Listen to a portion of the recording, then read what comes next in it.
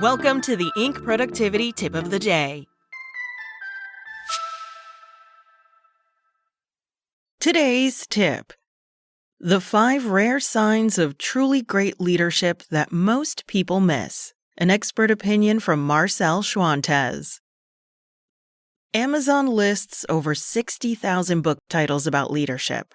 And yet, with all the content and expertise out there, we still wrestle with the same question. What does great leadership actually look like?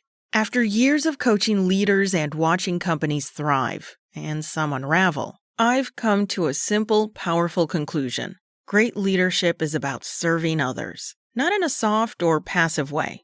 I mean real service, strategic, intentional, and deeply human. The kind that puts employees on equal footing with customers, and sometimes even ahead of them. This doesn't mean handing over the reins to your employees.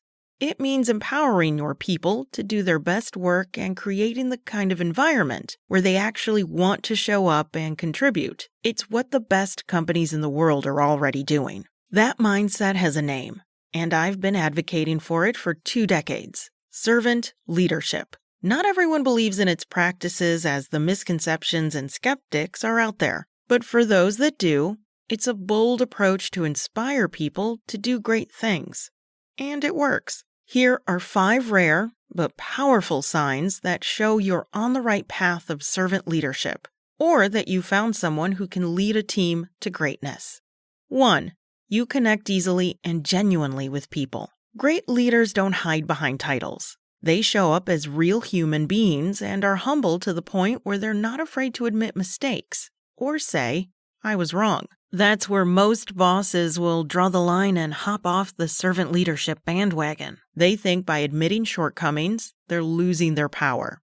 Nope. This kind of vulnerability creates a ripple effect. When leaders own their humanity, it gives permission for others to do the same. Suddenly, it's safe to speak up, take risks, and say things like, "Hey, I messed up, but here's what I learned." That's culture-shaping stuff.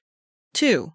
You create psychological safety for everyone, not just a select few. You don't need to be the loudest person in the room to lead, but you do need to be the one who makes others feel like they belong. You intentionally include people with different backgrounds, perspectives, and strengths. You don't shy away from tough conversations, but you remove fear from the equation so people feel safe to contribute, challenge, debate, and create. In short, you build trust. And with trust, teams thrive. 3. You lead with compassion, not just empathy. Empathy is feeling with someone. Compassion is feeling with someone and being moved to act. It's not just, "I hear you." It's, "I hear you, and I've got your back." Compassionate leadership means you actively look for ways to remove barriers, reduce suffering, and help people grow. A boatload of research backs this up. Compassionate workplaces see better innovation, stronger performance, and higher retention. Bottom line, kindness is a strategic advantage. 4. You're transparent, not mysterious. People don't have to guess what's happening behind the curtain when you're around. You share information, explain decisions, and make sure people understand the why behind the work. This kind of openness lowers anxiety, boosts trust, and aligns people around the mission.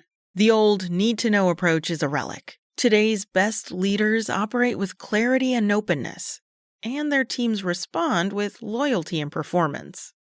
5. You empower people to lead, not follow. This is what separates bosses from real leaders. You don't micromanage or hoard decision-making power. You build people up. You coach, mentor, and create space for others to shine. You celebrate wins and share credit generously. And most importantly, you lead in a way that helps others become leaders too. I'll end with this. If someone has ever told you you're leadership material, it might be because you already live out some of these principles. Remember, these days, true leadership isn't about charisma, executive presence, or ruling through power. It's about service, humility, and courage. The kind that creates teams people don't want to leave. That's it for today. You can find more expert opinions from today's top business coaches at Inc.com. Come back tomorrow for another tip from Inc.